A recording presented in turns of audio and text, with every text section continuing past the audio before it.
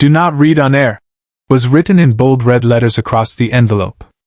Johnny Carson held it in his hands under the studio lights, and for the first time in 30 years, his fingers trembled. The audience noticed. Ed McMahon noticed.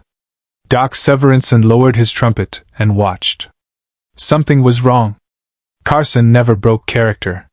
He never stopped mid-show. But that night he did.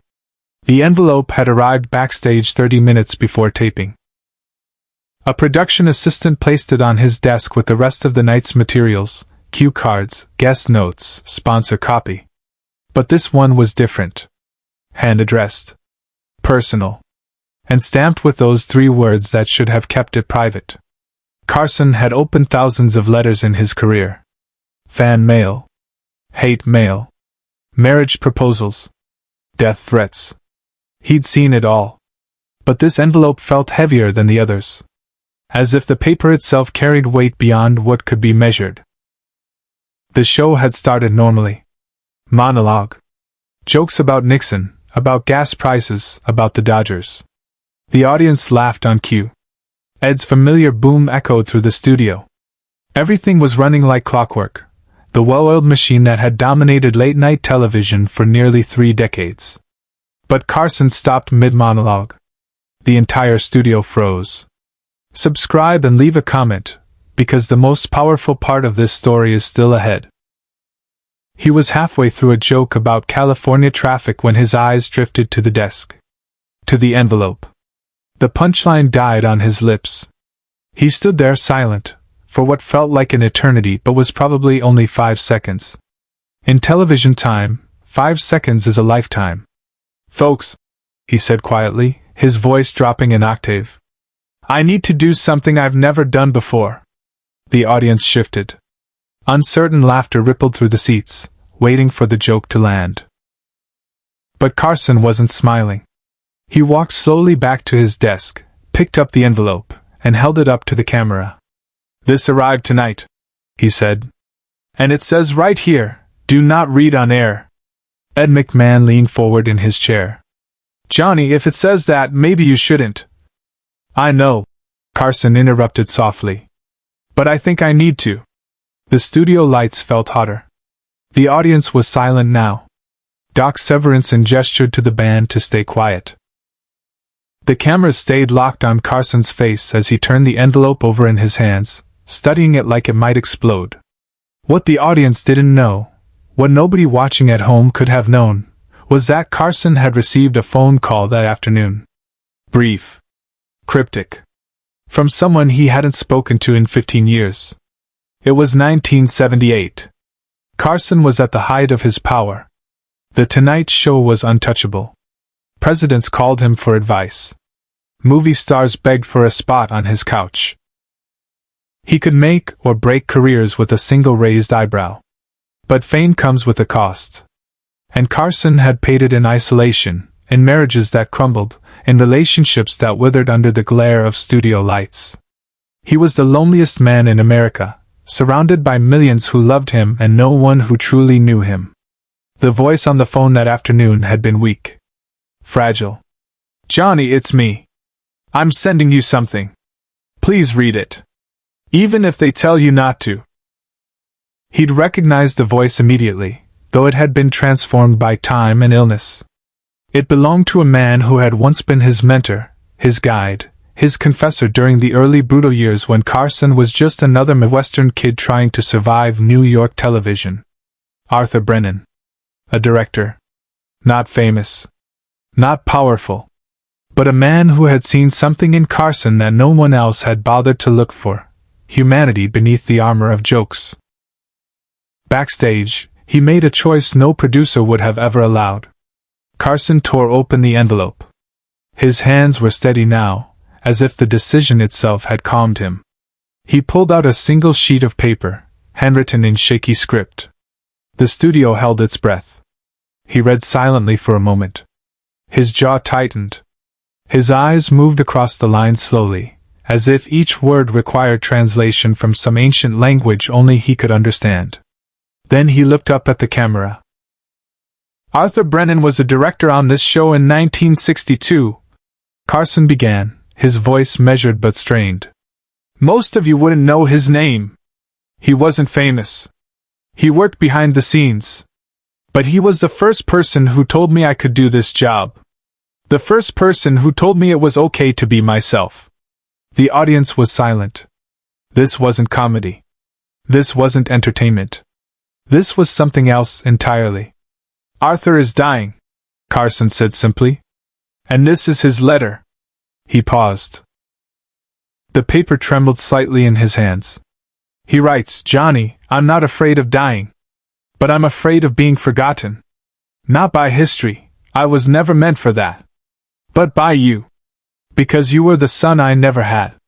And I need you to know that every night I watch your show, I see the man I always believed you could be. Don't let them take that from you. Don't let the lights burn out what's real." Carson stopped reading. He folded the letter carefully, precisely, and placed it back on the desk.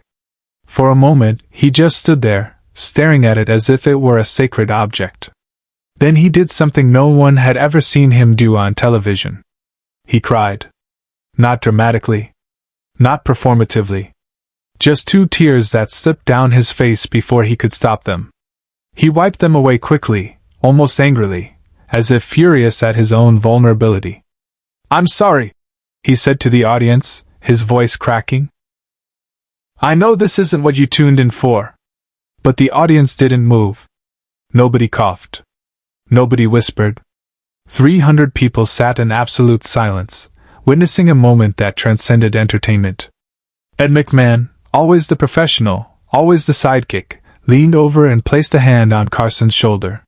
He didn't say anything. He didn't need to. Doc Severinsen raised his trumpet and played a single, soft note. Then another. And slowly, gently, the orchestra began to play. Not the usual upbeat Tonight Show theme, but something quieter. Something that sounded like a hymn. But this was the moment no one in the studio, nor anyone at home, ever saw coming.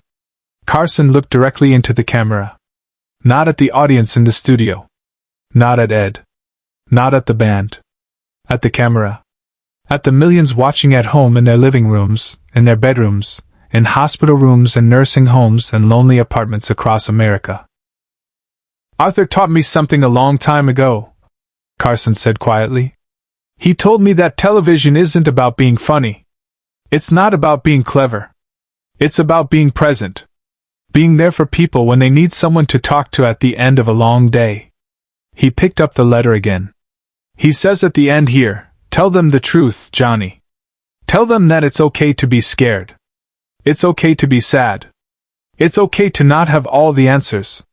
Because that's what being human is. And you, more than anyone on that screen, you're still human." Carson folded the letter and placed it in his jacket pocket, close to his heart. "I don't know if Arthur is watching tonight," he said. "But if you are, old friend, thank you. For seeing me when I couldn't see myself. For believing in me when I didn't believe in myself. And for reminding me why I do this." He turned to the audience. "We're going to take a break," he said.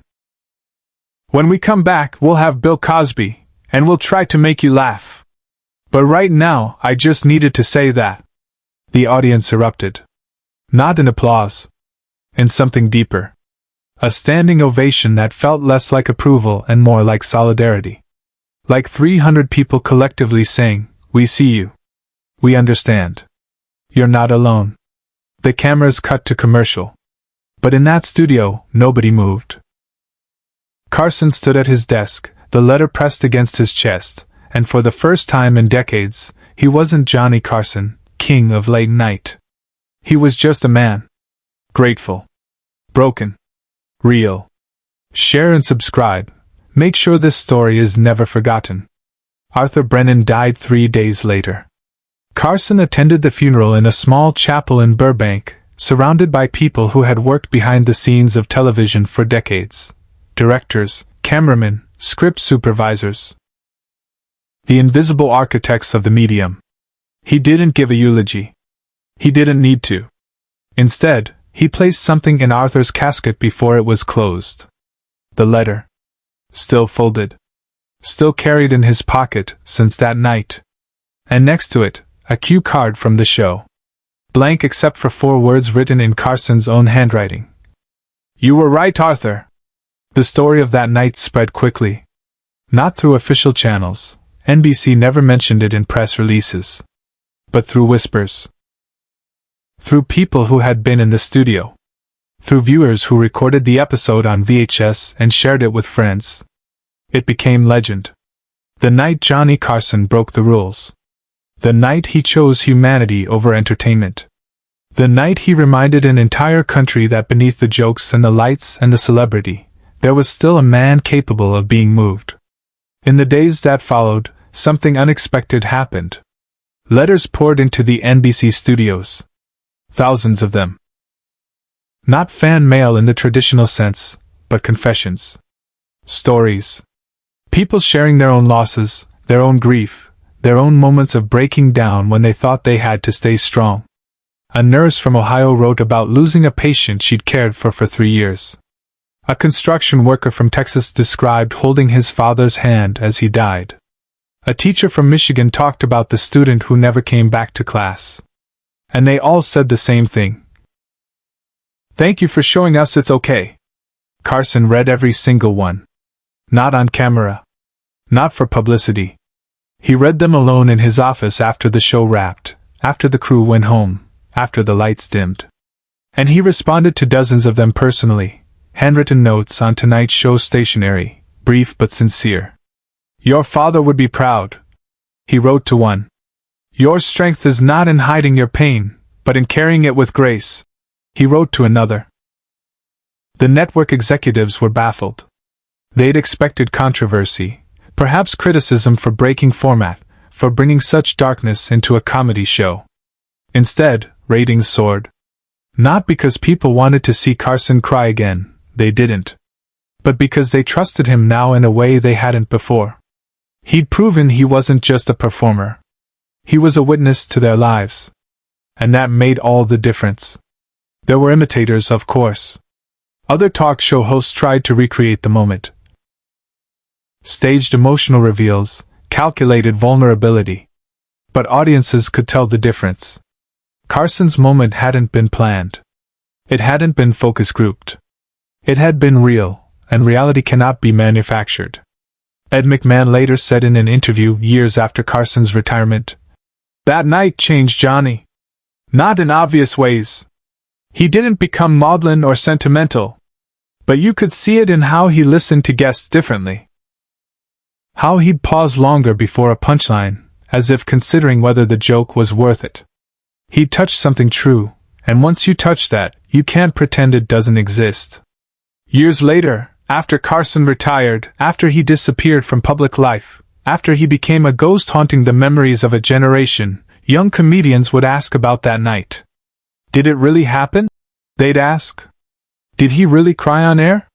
And the people who had been there. The crew, the audience members, Ed McMahon before he passed, would nod. "He did," they'd say. And it was the most honest moment in television history. The letter itself was never published. Carson's estate kept it private, along with most of his personal effects. But the cue card, the one with those 4 words, was donated to the Museum of Television and Radio in New York. It sits there now, in a small glass case, next to a photograph of Carson from that night. His face is wet with tears. His expression is raw, unguarded, and written on the placard beneath it. "The night Johnny Carson reminded us that television, at its best, is not about perfection. It's about connection. It's about one human being reaching through the screen to touch another. And sometimes the most powerful thing you can do is simply tell the truth." Arthur Brennan's lesson lived on. Not in textbooks. Not in awards. But in the memory of a moment when the king of late night took off his crown and showed the world his heart. And in doing so, he gave permission to everyone watching, to every lonely person, every scared person, every person who had ever felt like they had to hide, to do the same. To be human. To be vulnerable. To be real. That was Johnny Carson's greatest gift. Not the laughs. Not the ratings. Not the legacy of comedians he launched. It was this: the understanding that the best thing we can offer each other, in the end, is the courage to be ourselves.